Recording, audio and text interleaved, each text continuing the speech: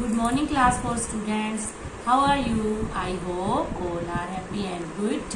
I Veena Rani from Wisdom School. बच्चों जैसा कि आप जानते हैं हमारा पाठ 4 वाक्य अलंकृत बुक में रिवाइज हो चुका है। अब हम इसकी बुक एक्सरसाइज करेंगे। ये देखिए बेटे, प्रश्न 1 है मौखिक तथा लिखित प्रश्न। वाक्य किसे कहते हैं? हम रिवाइज कर चुके हैं। वाक्य किसे कहते हैं? शब्दों के सार्थक समूह को वाक्य कहते हैं। वाक्य के कौन कौन से अंग होते हैं, ये भी हमारे लेसन में आ चुका है। वाक्य के 2 अंग होते हैं, उद्देश्य तथा विधेय। अब ये पूछ रहे हैं कि जिसके बारे में बताया जाए उसे क्या कहते हैं? जिसके बारे में बताया जाए उसे क्या कहते हैं? उद्देश्य। और उद्देश्य के बारे में जो कुछ बताया जाए उसे विधेय कहते हैं। निम्नलिखित प्रश्नों के उत्तर लिखिए। विधेय का उदाहरण देकर परिभाषित कीजिए। विधेय का उदाहरण देकर परिभाषित कीजिए। उद्देश्य के बारे में जो कुछ कहा जाए, अभी मैंने आपको बताया है।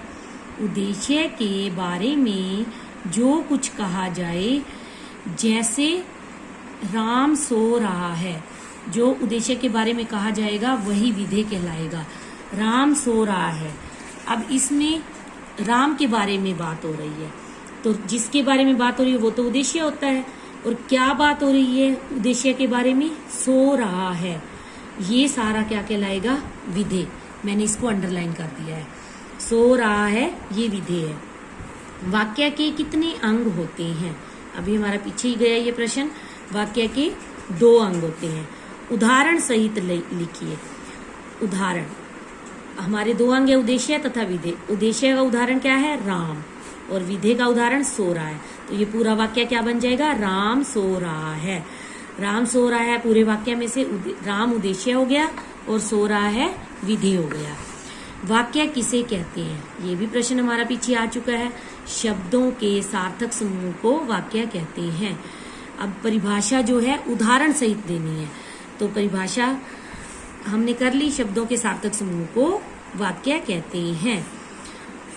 उदाहरण, जैसे सीता गाती है, ये सारा शब्दों को मिलाकर क्या बन गया? वाक्य। 3 शब्दों को मिलाकर हमारा वाक्य बना सीता गाती है। उद्देश्य का उदाहरण देकर परिभाषित कीजिए।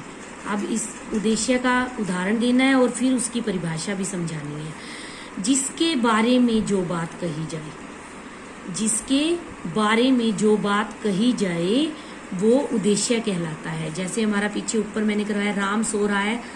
राम के बारे में बात हो रही तो राम उद्देश्य था, सो रहा है विधेय था। तो जिसके बारे में बात की जाए वो होता है उद्देश्य। राम सो रहा है में राम उद्देश्य हो जाएगा। सही विकल्प चुनकर सही का निशान लगाइए। अब हमें विकल्प दिए हुए हैं, ऑप्शन दी हुई है, उसमें से हमने सही ऑप्शन पे टिक करना है। सार्थक वाक्य है, इसमें से मतलब सही वाक्य कौन सा है? जाना मुझे, ये भी सही नहीं लग रहा। जाना है मुझे, ये भी सही नहीं लग रहा। मुझे जाना है, ये सही है, तो हम इस पे टिक करेंगे। जिसके बारे में बात की जाए उसे क्या कहते हैं? क्या कहते हैं बच्चों? अभी हमने बहुत बार रिवाइज कर लिया ये। उसे हम उद्देश्य कहते हैं, तो उद्देश्य को टिक करेंगे। वाक्य के कितने अंग होते हैं? ये भी हमारा पीछे आ चुका है। 2 अंग होते हैं। अब प्रश्न 4 है, निम्नलिखित वाक्यों को सही रूप में लिखिए। ये गलत वाक्य बनाए हुए हैं, हमने इनको सही वाक्य में बनाना है। हंसते हंसते थक गए हम, तो इसका सही वाक्य क्या बनेगा? हम हंसते हंसते थक गए।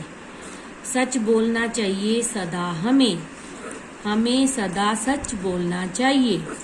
बहुत बुद्धिमान है रोहन, रोहन बहुत बुद्धिमान है। करनी चाहिए हमें मदद गरीबों की, हमें गरीबों की मदद करनी चाहिए। बेटे पेज नंबर 21 और 22 ये मैं PDF भेज दूंगी। आपने इसको कंप्लीट भी करना है अपनी बुक में और रिवाइज भी करना है।